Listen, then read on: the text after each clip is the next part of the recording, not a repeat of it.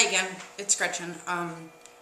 Sorry I'm ready to go work out. I did go to the gym, but I forgot my shoes, so I had to come home and get distracted. So I'm finally going to go run on the track. Anyways, this is a response video to msbandtastic, as well as a response to someone's question on Facebook just now.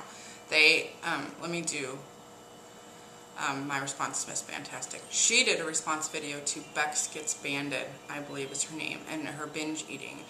And Kim said, Kim is msbandtastic, that she didn't believe she was a binge eater. And she didn't like the word, and she didn't like all of that, which is understandable. And let me start out, here comes a cat, sorry, by saying that I don't want this to offend anyone. I'm not an expert by any stretch of the imagination. I have a long way to go in my own journey. One thing I am an expert in is being fat. And I'm 38, I've been fat for 30 years. And I'm not just talking a little overweight, I'm talking, very overweight. My high, let me move the cat, was 244 right before surgery. And I'm 5'2". So that's a big girl. Okay, so let me say this. As far as binging and being a food addict and not liking those words and not liking to label ourselves, we didn't get fat from eating salads. We didn't get fat from exercising every day.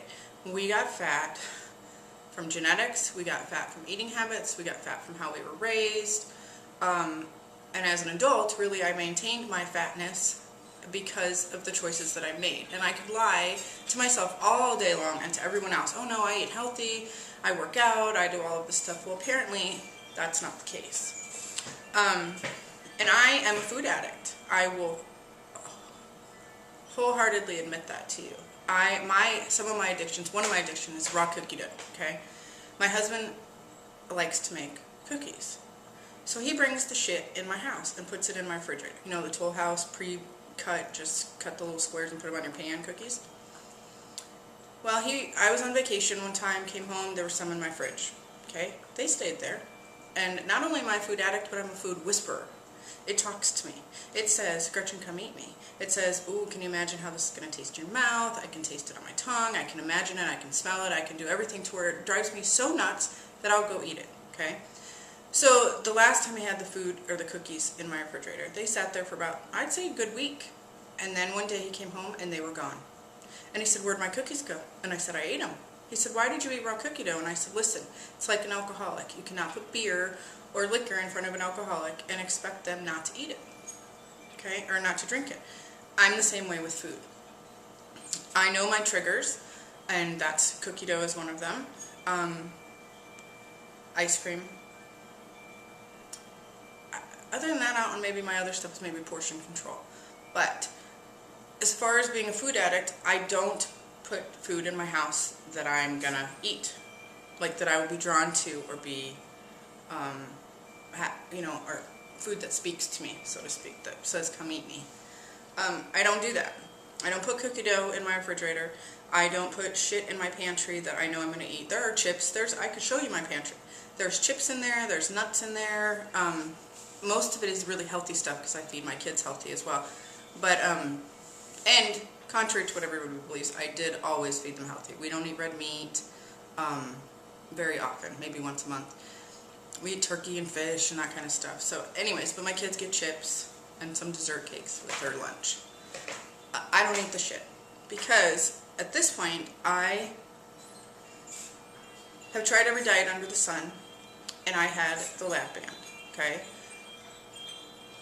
Banded Wendy asked some banded people that had been successful and have been like a year out what they know now that they didn't know then.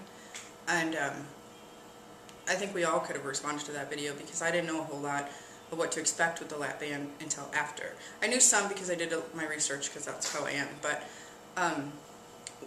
in the back of my mind I still hoped it was going to be the magic button, I guess.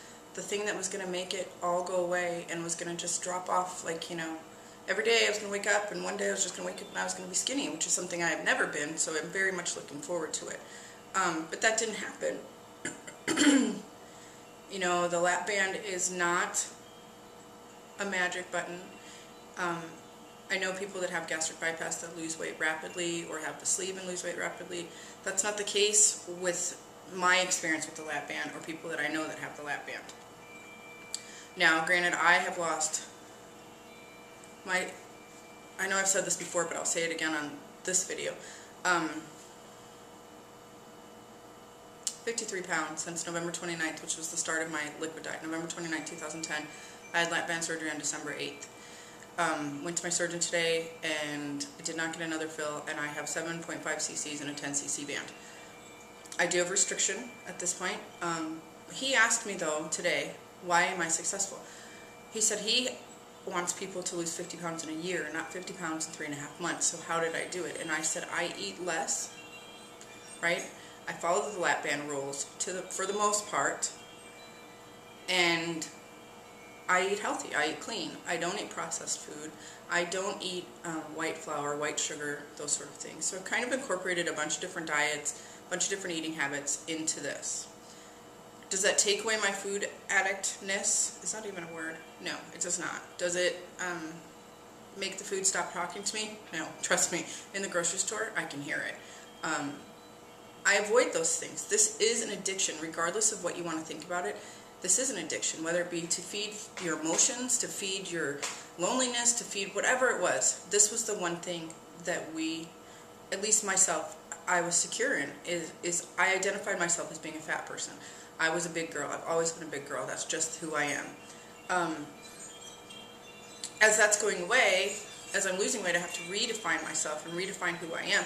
But it doesn't take away the fact that I'm still a food addict. And I still am a food whisperer. And I still can't be around things like that.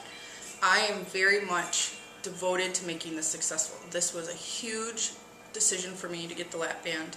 It was a huge invasive procedure as far as, you know, versus just a regular diet. And I'm not going to waste it. And as far as somebody asked me today on Facebook, what take me through a day or two of of how I'm successful, I have a certain amount of calories a day that I allow myself, and I keep a journal at myfitnesspal.com, which is also on my iPhone, and I write down everything I put in my mouth, even a stick of gum. And I noticed when I started to do that, you know when you make your kids peanut butter and jelly sandwiches in the morning, you lick the knife? Well, that's extra calories that I was not accounting for pre-surgery. Now I don't lick the knife, and if I do, I write down what I did. But I write down everything I eat on a schedule. That's the one lap band rule that I break, is I do eat more than 3 times a day, and I do eat when I'm not hungry, because I work out a lot, so I have to maintain my body, my functioning, that sort of thing. I work out 9 to 10 hours a week, and sometimes more. So I eat at this point 1,200 calories a day, usually more, about 1,300. Sometimes a little less, depends. But I think of it as money. That's how much money I have at the beginning of the day. And I can spend it however I want. I can make it last, I can take it all away, I could eat one thing and be done. But that's all the money I have, and then I don't have anymore. And when I keep track on my phone, it keeps a running tab of what I have left, what I've ate, how much exercise I've done. And I do that every day. And did you know that since the lap band people, most of us have to take chewable vitamins or gummy, can't do those, but chewable vitamins. All the vitamins I take, which are B12, calcium, fish oil, multivitamin, what's that one, biotin for your hair. All my vitamins are 135 calories a day. That's 135 calories. Like, were you even counting? Is anybody counting their vitamins? To me, I do. To me, that's $135 I can't spend anymore. And I account for it first thing in the morning so I don't forget about it at the end of the day.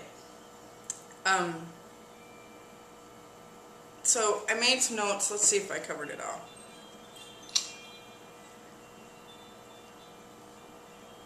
Remember, this is something I wanted to say. Remember that we are powerless over our food addiction, and our lives have become unmanageable. That's when I took the step to get the lap band, and when my life was unmanageable, when I could not control myself any longer in my eating or in my addiction. And that is a Overeaters Anonymous, the #1 step. It's also Alcoholics Anonymous, Al-Anon, any of those. It's just replace, you know, alcohol for food.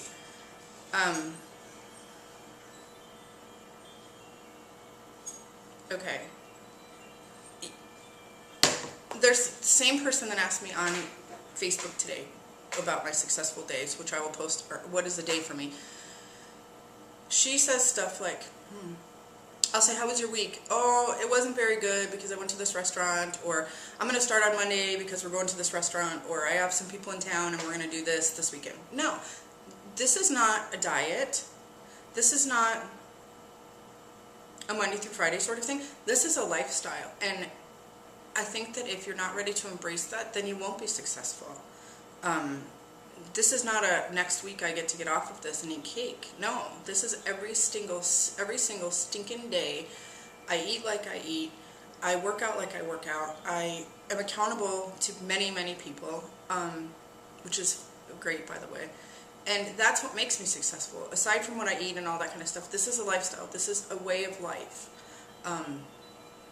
You know, you have to prepare for that and plan for that and understand that and know that this isn't just a every other day sort of thing.